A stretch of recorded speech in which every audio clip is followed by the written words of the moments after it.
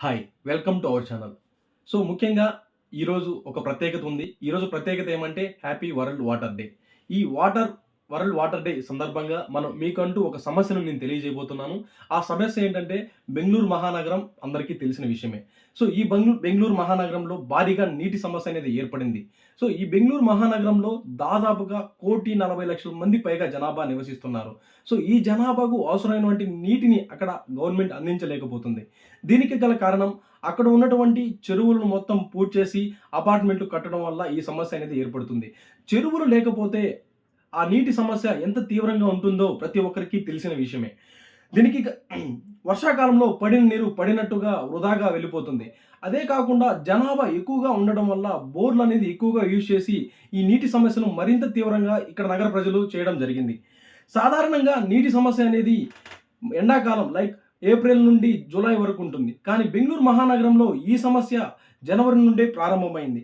ముఖ్యంగా సిల్క్ బోర్డ్, వైట్‌ఫీల్డ్, బ్రూక్‌ఫీల్డ్, మార్తాలి, జయానగర్, ఇందిరానగర్ వంటి మెయిన్ సిటీస్‌లో ఈ నీటి సమస్య అనేది చాలా తీవ్రంగా ఉంది. సో, ఒక బిందె నీళ్లు రూ. 25 పెట్టి కొనాల్సిన పరిస్థితి ఈరోజు బెంగుళూరు మహానగరంలో వచ్చిందంటే సో, నీటి విలువ ఇప్పుడు బెంగుళూరు మహానగర ప్రజలకు తెలియవస్తుంది. అంతేకాకుండా అక్కడ ఉన్నటువంటి కంపెనీస్ గానీ, ఇండస్ట్రీస్ గానీ, హాస్టల్స్ గానీ ఇటువంటి వాళ్ళందరూ కూడా ట్యాంకర్‌ను రూ. 3,000 నుండి రూ. 5,000 పెట్టి కొంటున్నారు.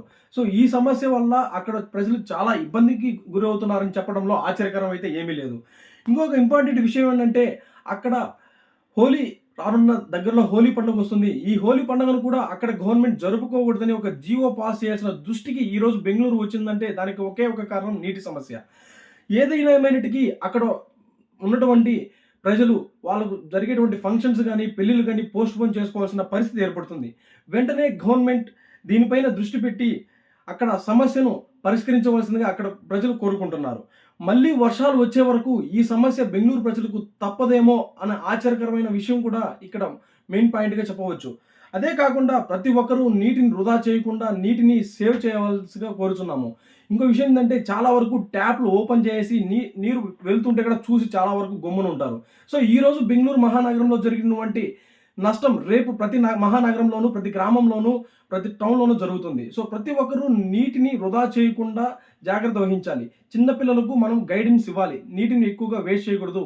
ఎంతవరకు అవసరమైతే అంతవరకే నీటిని ఉపయోగించుకోవాలని మనం తెలియజేయాలి. So, finally save the water, save the world. Thank you. Please subscribe our channel.